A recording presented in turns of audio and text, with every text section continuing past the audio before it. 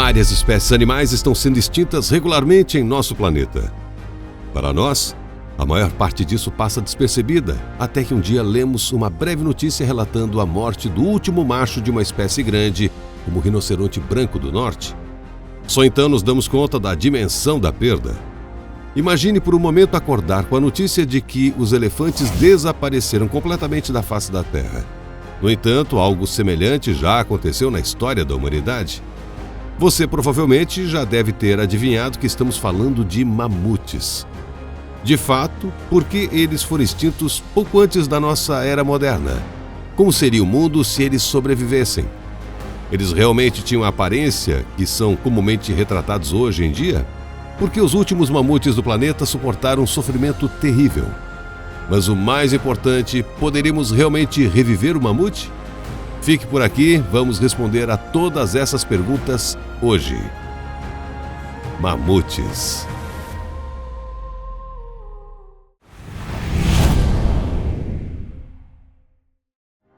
Curtidas apoiam os vídeos e ajudam o algoritmo do YouTube a promover o conteúdo de alta qualidade. Deixe um joinha para apoiar este vídeo. Em primeiro lugar, vale a pena notar desde já que os mamutes eram muito mais diversos do que uma única espécie biológica. Quando ouvimos a palavra mamutes, normalmente imaginamos gigantes peludos com presas enormes. No entanto, na realidade, essas criaturas variavam significativamente dependendo de seu habitat e do estágio de desenvolvimento de todo esse gênero de mamíferos. O tamanho das espécies individuais variava drasticamente. Por exemplo, a América do Norte teve a sorte de ser o berço da maior espécie, Mammutus imperator, ou mamute imperial. Ele tinha 5 metros de altura e pesava 14 toneladas. No outro extremo do espectro estavam os mamutes anões, Mammutus exilis e Mammutus lamarmorai, que mal ultrapassavam 1,80 de altura e pesavam até 900 quilos. As espécies de mamutes mais comuns tinham aproximadamente o mesmo tamanho dos elefantes atuais. No entanto, certamente diferiam em aparência e estrutura corporal de seus primos modernos. Comparados aos elefantes, os mamutes tinham corpos mais volumosos, pernas mais curtas e pelos longos. Essas são as diferenças mais marcantes. Outra característica distintiva eram suas grandes presas curvadas. Os elefantes modernos só podem sonhar em ter presas tão enormes. Elas sempre chamam a atenção quando se fala em mamutes. Por isso, vamos explorar essa característica com mais detalhes em breve. Por outro lado, suas orelhas eram relativamente modestas em tamanho e muito menores que as dos elefantes. As orelhas dos mamutes eram 5 a 6 vezes menores que as de um elefante asiático e 15 a 16 vezes menores que as de um elefante africano. Além disso, as orelhas ficavam achatadas contra o crânio. Curiosamente, as pessoas frequentemente ignoram essa característica, concentrando-se apenas na pelagem espessa e nas presas proeminentes. De fato, o formato da orelha de um mamute se assemelha mais ao de uma orelha humana do que ao de um elefante. A estrutura esquelética dos mamutes antigos assemelha-se bastante às do elefante indiano moderno. A característica mais marcante, é claro, são as presas gigantescas dos mamutes adultos. Elas tinham até 5 metros de comprimento e pesavam até 100 quilos. As presas ficavam na mandíbula superior, crescendo para a frente, curvando-se para cima e estendendo-se para fora.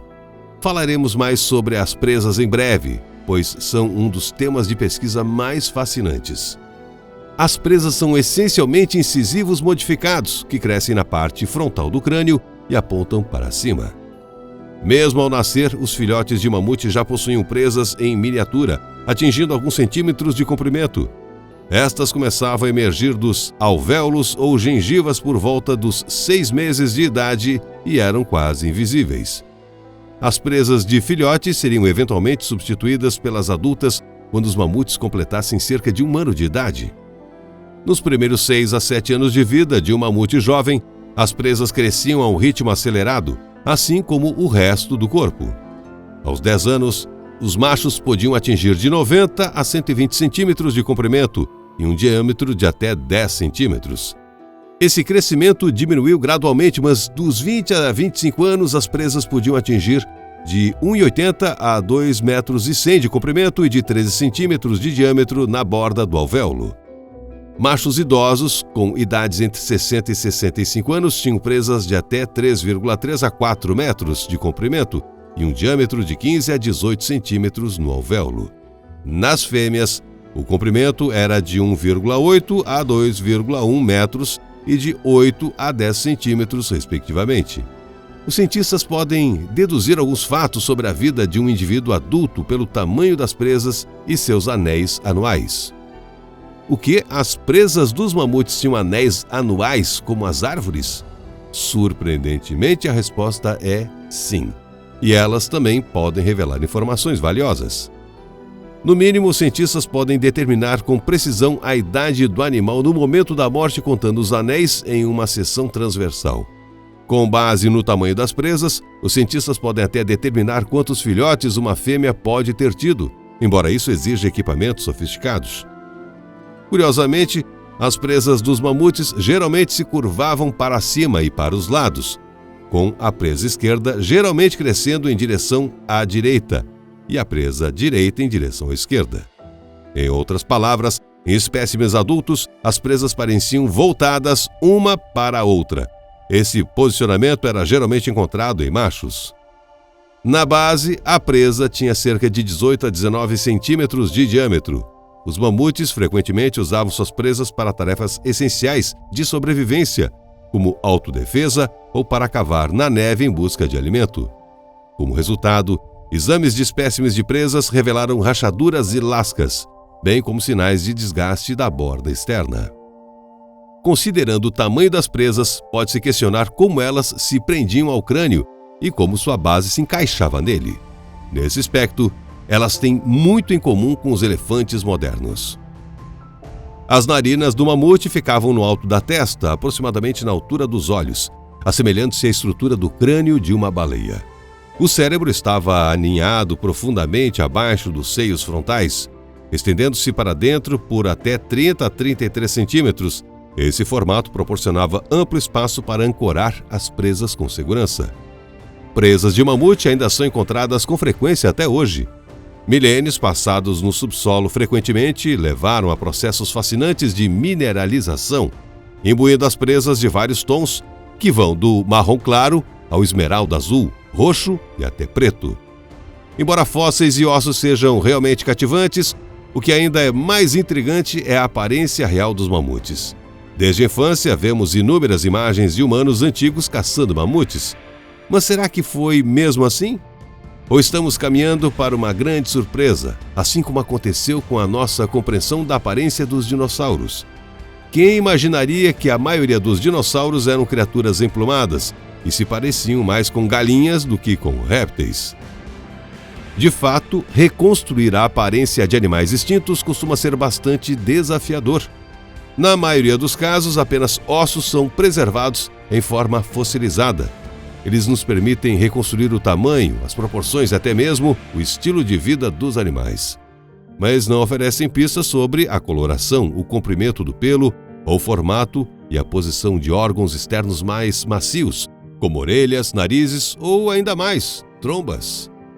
Até mesmo chifres de rinoceronte feitos de queratina são preservados apenas em condições únicas. Felizmente, os mamutes nos deixaram algumas pistas extras, fragmentos de pele e até corpos mumificados foram ocasionalmente preservados em permafrost, poças de petróleo e, às vezes, cavernas. Isso nos forneceu uma imagem incrivelmente detalhada da verdadeira aparência dos mamutes.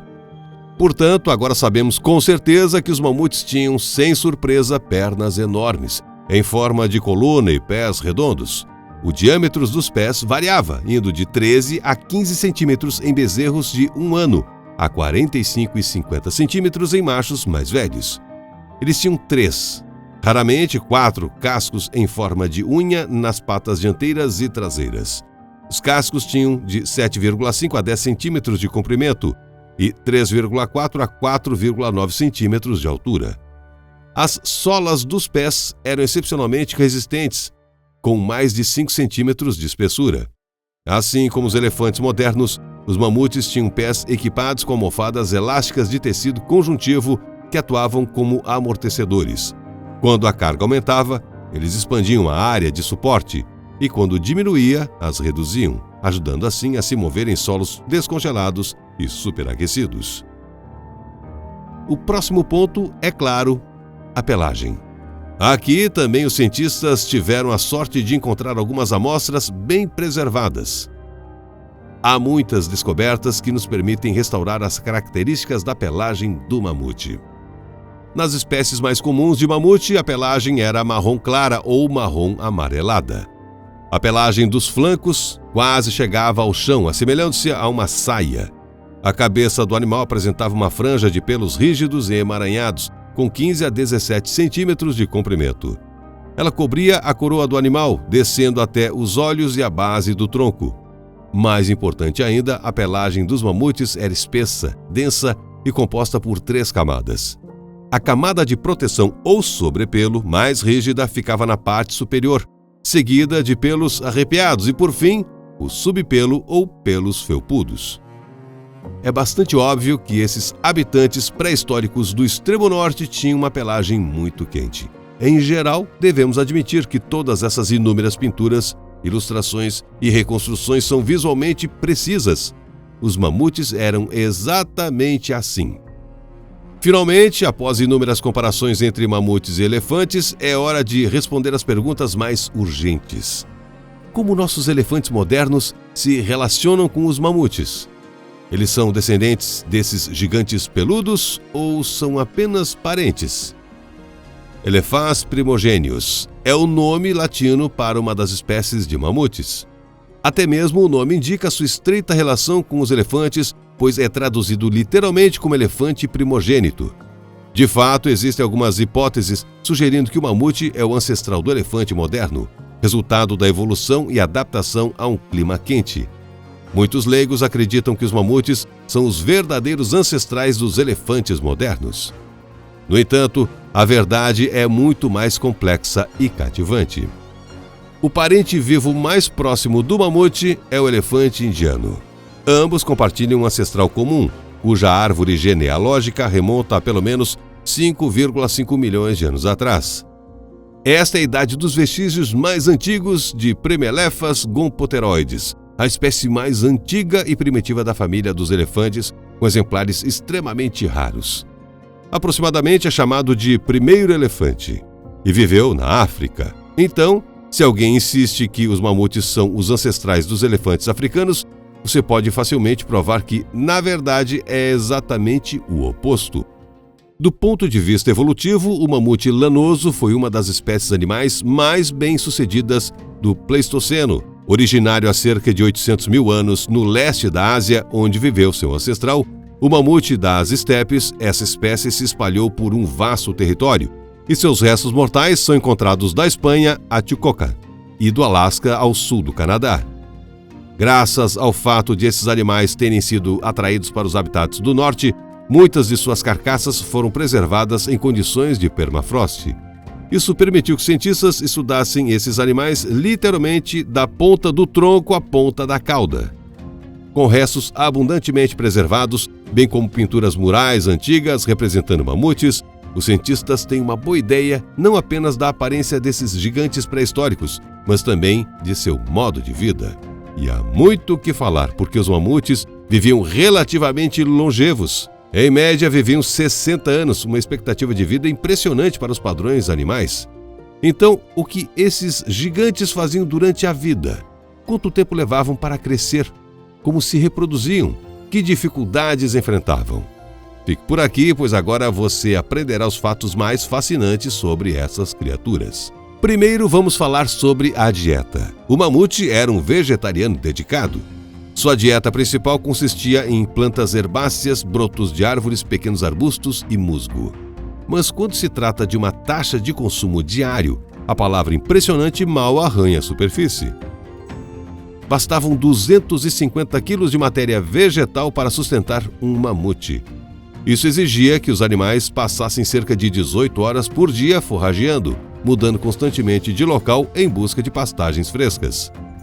A dieta desse animal incluía alimentos fibrosos, o que pode ser deduzido pela estrutura de seus dentes. Apesar do tamanho enorme, os mamutes tinham apenas alguns molares, que os ajudavam a triturar matéria vegetal. Assim como os elefantes modernos, o mamute tinha apenas um dente, porém muito grande, em cada lado da mandíbula superior e inferior. Durante o período de troca de dentes, havia 2 deles. O dente do mamute tinha uma estrutura bastante singular. Lembrava um ralador composto por placas separadas revestidas de esmalte. Essa adaptação permitia lidar com os alimentos vegetais mais duros. O que também surpreende é que, ao longo da vida, cada metade da mandíbula de um mamute passava por 6 dentes. Os 3 primeiros eram dentes de leite e os 3 últimos dentes permanentes de raiz. O último dente de raiz podia pesar até 3 a 4 quilos. A natureza herbívora dos mamutes determinou em grande parte seu comportamento e aspectos sociais. Os mamutes geralmente viviam em rebanhos, uma adaptação evolutiva típica que ajuda os herbívoros a se protegerem de predadores e a resolverem coletivamente problemas de alimentação. Com base em um vasto conjunto de evidências fósseis, os cientistas determinaram que os rebanhos eram frequentemente liderados por uma matriarca, geralmente uma fêmea mais velha. Embora os machos contribuíssem para a defesa do rebanho, eles geralmente viviam separados. Os jovens machos formavam subgrupos e permaneciam em rebanhos menores. Cada subgrupo era liderado pelo macho dominante, embora permanecesse sob a autoridade geral da matriarca. Era ela quem guiava o rebanho e definia sua rota, sendo seguida por todos os membros. Dentro do grupo, prevalecia um forte senso de parentesco. As fêmeas adultas, muito respeitadas por suas companheiras, frequentemente cuidavam dos filhotes umas das outras. Esses pequenos grupos se deslocavam em busca de alimento. Durante as migrações sazonais, reuniam-se para formar um rebanho maior e consumir toda a vegetação que encontravam pelo caminho. No geral, a vida de um mamute era um banquete sem fim, em uma busca igualmente interminável por novas terras de pastagem. Ao contrário de muitos outros mamíferos, os filhotes de um mamute demoravam muito para se tornarem totalmente independentes. Atingiram a maturidade sexual por volta dos 10 anos de idade. Nesse ponto, ocorreram algumas mudanças significativas em suas vidas e comportamento. E isso nos leva ao fascinante tema da reprodução dos mamutes. Um grupo internacional de cientistas estudou recentemente a presa direita de um mamute macho que viveu aproximadamente 35 mil anos. Eles descobriram evidências de picos sazonais acentuados dos níveis de testosterona. Eventos semelhantes ocorrem na vida dos elefantes modernos. Isso acontece durante o período conhecido como MUST, uma fase marcada por comportamento perigoso em elefantes machos jovens. MUST refere-se a um estado específico que um elefante macho experimenta durante a época de acasalamento. Durante esse período, um aumento repentino nos níveis de testosterona desencadeia mudanças comportamentais drásticas. O elefante macho selvagem em MUST emite regularmente um som único de baixa frequência, que pode ser ouvido por elefantes de ambos os sexos a dezenas de quilômetros de distância. Esse som atrai algumas fêmeas, que trombeteiam enquanto correm em sua direção. Por outro lado, machos que não estão em MUST, assim como fêmeas desinteressadas, tendem a evitar tais sons. Isso pode ocorrer porque elefantes machos em MUST são bastante perigosos. Por exemplo, eles podem atacar aldeias humanas, danificar propriedades ou até mesmo matar rinocerontes. Pesquisas recentes sugerem que os mamutes também vivenciaram o MUST.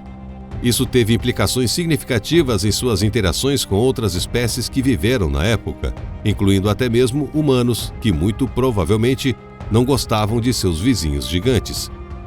Se o rugido de um elefante moderno pode ser ouvido a dezenas de quilômetros, imagine o som que um mamute imperial poderia fazer. De acordo com um estudo publicado na revista científica Nature, os cientistas usaram cromatografia líquida e espectrometria de massa em tandem para medir as concentrações de testosterona nas presas de um mamute macho com idade entre 33 a 38 anos e um elefante africano macho moderno. Descobriu-se que ambas as espécies apresentavam picos anuais impressionantes nos níveis de testosterona ao longo da vida adulta.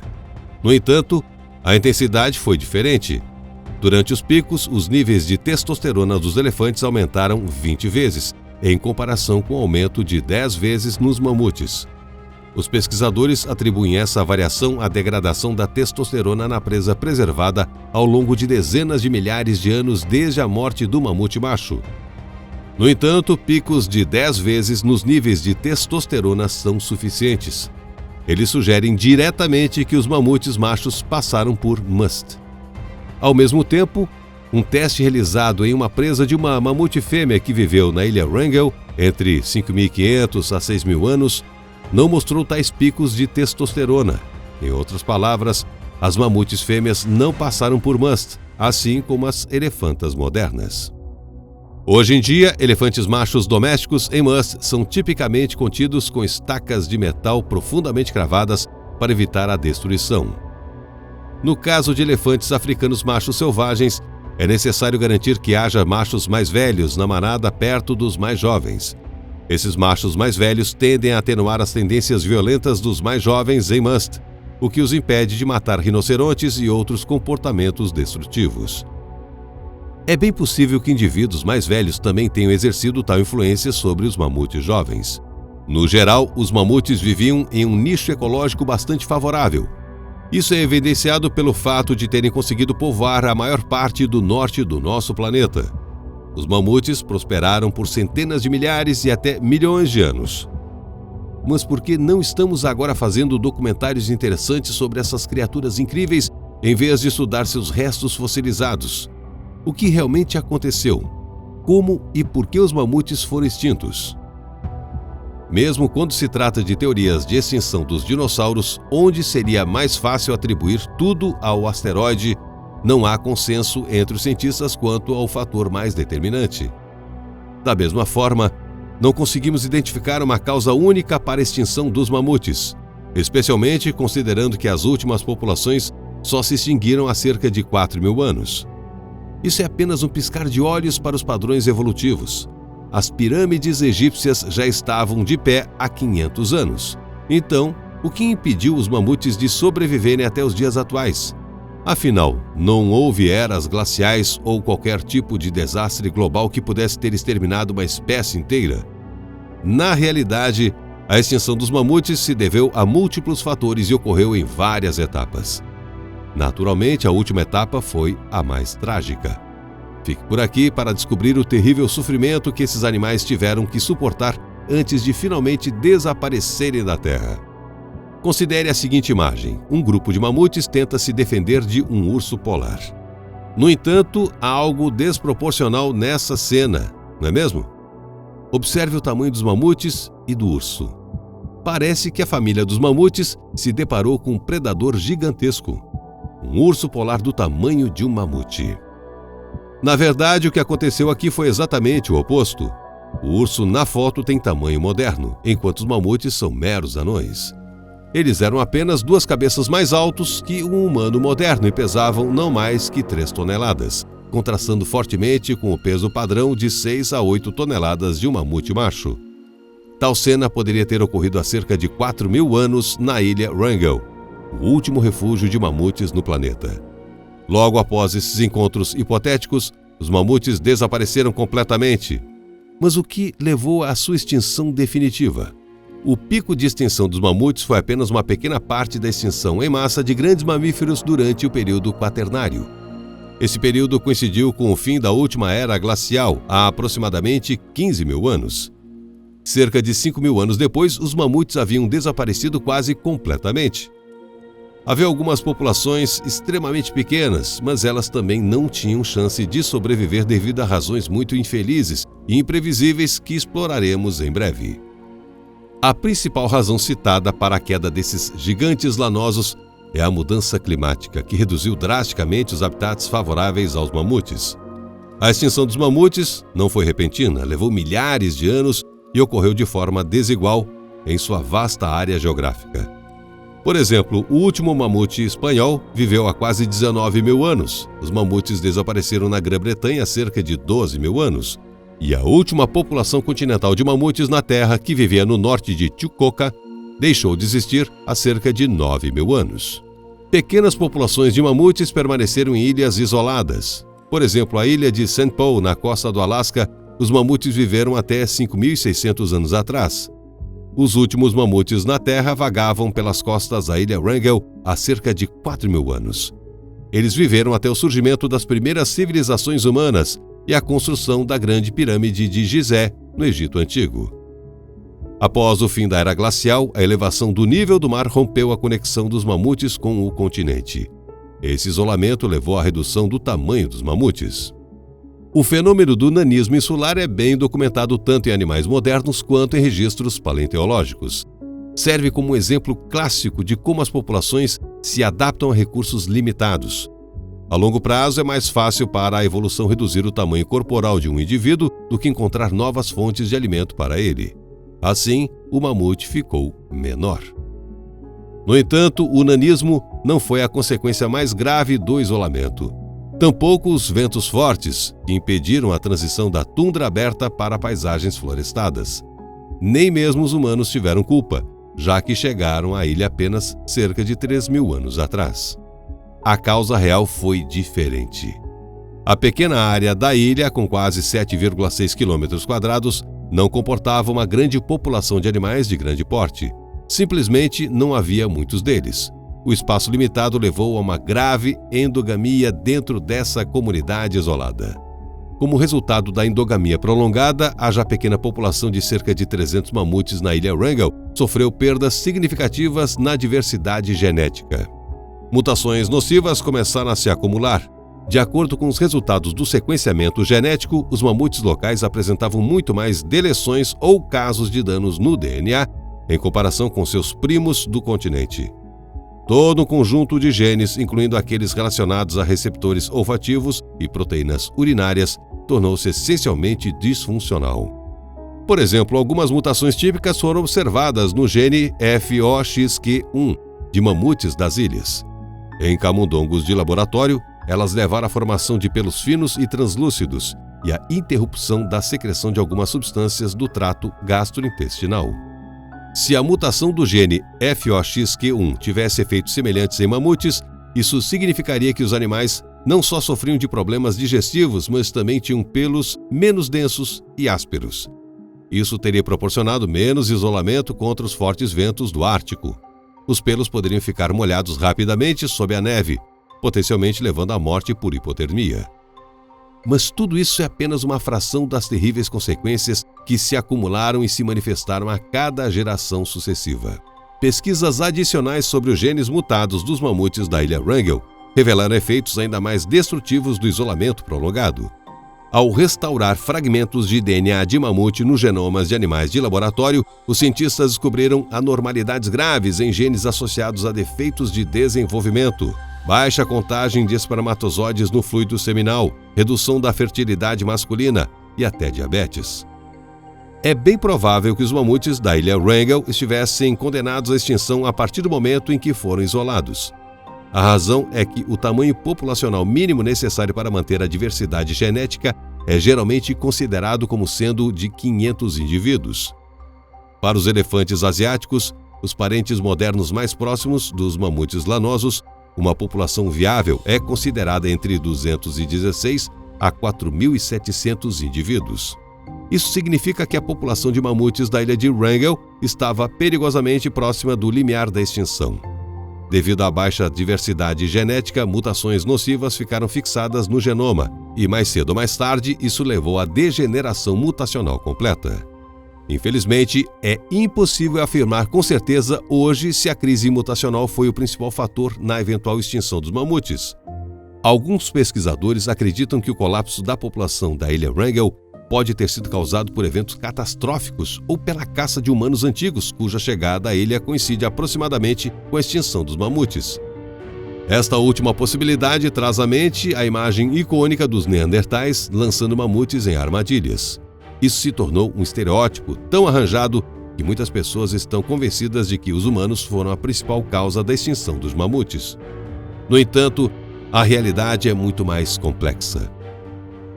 Alguns artefatos feitos de presas e peles, frequentemente descobertos em antigos sítios de assentamentos humanos, apoiam a teoria da influência humana na extinção dos mamutes. No entanto, pesquisas modernas vêm desafiando cada vez mais essa suposição. Segundo alguns cientistas, os humanos caçavam principalmente indivíduos enfraquecidos e doentes, e não os saudáveis. Considerando a pele espessa e resistente dos animais, além da pelagem tripla, as armas primitivas da época eram pouco adequadas para uma presa tão formidável. Além disso, evidências indiretas sugerem que a carne de mamute era fibrosa e extremamente dura, pouco apropriada para o consumo. A conclusão definitiva sobre essa questão foi apresentada por uma equipe internacional de pesquisadores liderada por Eske Werslev, professor de St. John's College, da Universidade de Cambridge, e diretor do Centro de Geogenética da Universidade de Copenhague. O grupo de pesquisa passou uma década inteira conduzindo pesquisas extensivas sobre os habitats dos mamutes lanosos. Suas descobertas demonstram definitivamente que uma mudança radical no clima, e não a atividade humana, foi o principal fator para a sua extinção. No final da era glacial, muitas geleiras derreteram devido ao aquecimento. O ambiente tornou-se úmido e pantanoso demais para essas criaturas gigantes. Além disso, a vegetação que havia sustentado os mamutes durante o Pleistoceno desapareceu. Resultados de pesquisas genéticas também foram publicadas na Nature. Cientistas sequenciaram o DNA de restos vegetais e animais da era dos mamutes, incluindo urina, fezes e células da pele, de amostras de solo meticulosamente coletadas em regiões árticas ao longo de um período de 20 anos. Tecnologia avançada permite a recriação dos perfis de DNA antigos com base no diverso material genético coletado. Como parte do projeto, o DNA de 1.500 plantas árticas, até então não estudadas, foi sequenciado pela primeira vez. Os cientistas discutem há 100 anos sobre a razão da extinção dos mamutes, disse Werslev. Os humanos foram responsabilizados porque os animais sobreviveram por milhões de anos sem que as mudanças climáticas os exterminassem, mas quando conviveram com os humanos, não duraram muito e fomos acusados de caçá-los até a morte. E devemos lembrar que havia muito mais animais por aí que eram mais fáceis de caçar do que um mamute lanoso gigante. Eles podiam crescer até a altura de um ônibus de 2 andares. Segundo modelos científicos, os humanos não tiveram impacto significativo na extinção dos mamutes. Hoje, acredita-se que os fatores reais foram as mudanças climáticas e, especificamente, a alteração dos padrões de precipitação, que levaram a mudanças na vegetação e à perda da única tundra-estepe polar. Lagos, rios e pântanos surgiram quando o clima se tornou mais úmido e os glaciares começaram a derreter. A biomassa vegetal reduzida desse ecossistema transformado já não podia sustentar as populações de mamutes. Não sabemos exatamente quando o último mamute morreu. No entanto, a julgar pelo péssimo estado de saúde da última população da ilha Wrangel, o último mamute na Terra pode ter sido um jovem. Curiosamente, os restos mortais mais bem preservados geralmente vêm de animais jovens. Isso nos leva a algumas das descobertas mais impressionantes que abalaram a comunidade científica e se tornaram uma sensação global.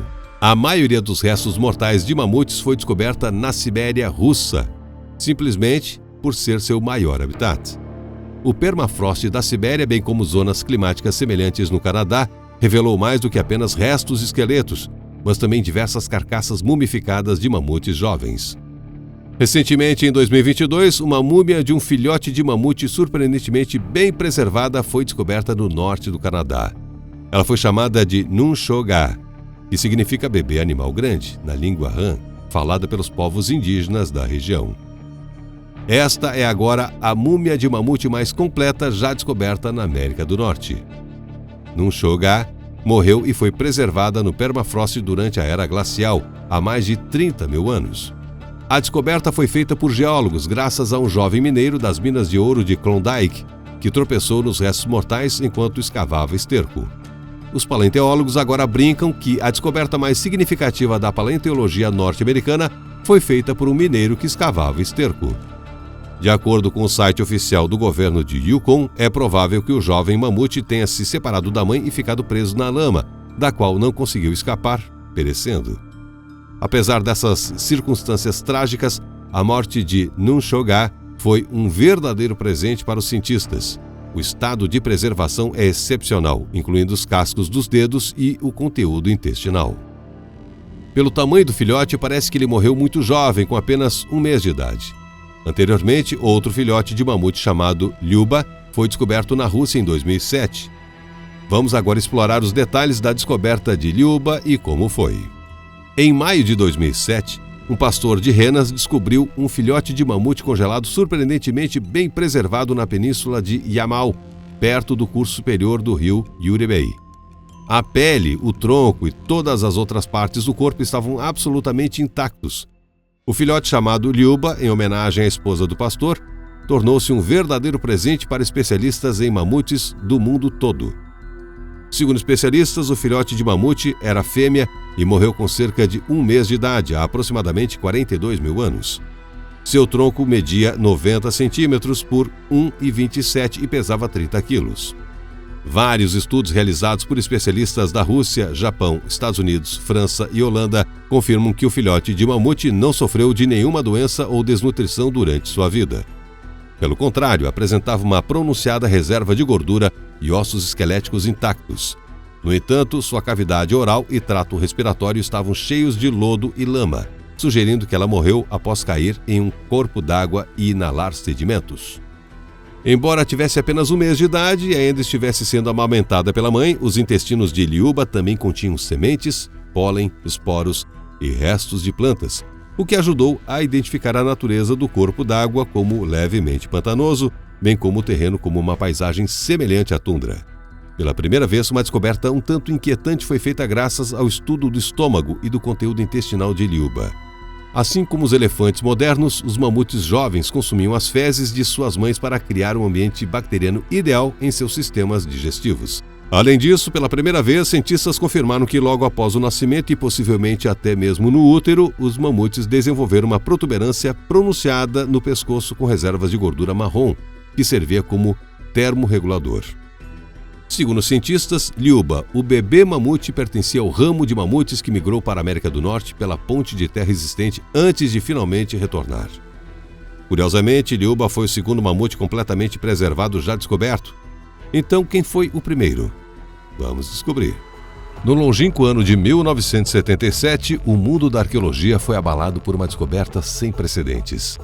Uma equipe de garimpeiros descobriu acidentalmente um animal mumificado na União Soviética, na região de Magadan, perto do riacho Dima, no vale do rio Kirguilhá.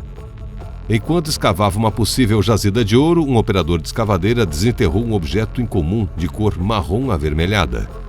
Após uma inspeção mais detalhada da descoberta, tornou-se evidente que ele havia tropeçado em uma carcaça animal única. Os cientistas foram prontamente notificados e chegaram o mais rápido possível. Quase imediatamente, o fato se tornou uma sensação global. Pela primeira vez na história da ciência, um corpo de mamute totalmente preservado foi descoberto. Estudos posteriores revelaram que o bebê mamute era um macho desnutrido, próximo da idade de desmame. Sua altura dos ombros era de cerca de 90 centímetros. A carcaça pesava cerca de 70 quilos. Levando em conta a perda de umidade causada pelo congelamento, seu peso vivo estimado poderia ter sido de até 100 quilos. Inicialmente, o achado estava coberto de pelos, mas a maior parte havia se perdido. Infelizmente, a carcaça não havia sido manuseada com muito cuidado antes da chegada dos cientistas. Sem os pelos, o animal parecia ter pernas longas, mas os membros posteriores eram visivelmente mais curtos que os anteriores. As primeiras fotografias amadoras mostram que pelos longos cobriam as pernas, dos joelhos às solas dos pés. Havia também pelos na bochecha e no tronco esquerdos, no lado esquerdo e no ombro. Infelizmente, quando o espécime chegou ao centro original, restavam apenas fios isolados de pelos. Segundo testemunhas, grande parte dos pelos foi levada por caçadores de souvenirs nos primeiros dias. Cerca de 1,3 kg de pelos foram coletados por cientistas do solo do local onde o filhote de mamute foi encontrado. Os cientistas calcularam que o jovem mamute morreu em agosto ou setembro e tinha apenas 6 a 7 meses de idade na época. A pelagem, bem desenvolvida, indica que o animal havia desenvolvido pelos rapidamente durante o breve verão para suportar o inverno rigoroso. Infelizmente, não estava destinado a sobreviver nem ao primeiro inverno. E milhares de anos depois, o mesmo destino recairia sobre todos os seus semelhantes, o que nos deixa pensando: como seria o mundo se os mamutes não tivessem sido extintos? Nossa resposta inicial a essa pergunta pode decepcionar muitos. Nada. Absolutamente nada de especial teria acontecido. A maioria das pessoas dificilmente ficaria impressionada com esses animais. Provavelmente, tomaríamos sua existência como algo garantido. A princípio, as pessoas certamente os caçariam por sua carne dura, porém comestível, suas peles resistentes e suas valiosas presas. Depois, ao perceber o erro, a humanidade passaria a conservar os mamutes. Mas isso não impediria os caçadores furtivos, assim como o status de proteção dos rinocerontes brancos não os impediu no passado. Em 19 de março de 2018, um rinoceronte branco do norte, macho chamado Sudã, foi sacrificado devido a uma doença grave. Ele era o último rinoceronte branco do norte macho na Terra. Por mais duro que pareça, é plausível que os mamutes pudessem ter enfrentado um destino semelhante.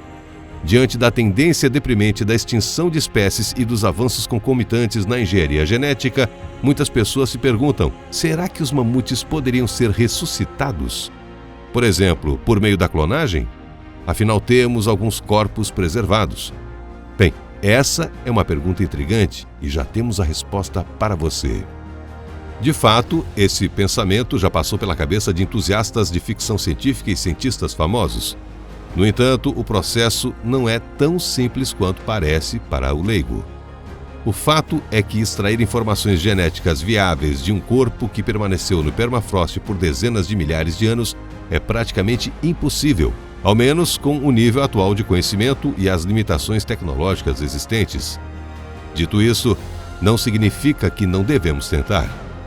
Alguns esforços estão em andamento para explorar essa possibilidade. Por exemplo, cientistas ficaram bastante entusiasmados ao encontrar outro mamute bem preservado chamado Yucca, descoberto em Yakutia, Rússia.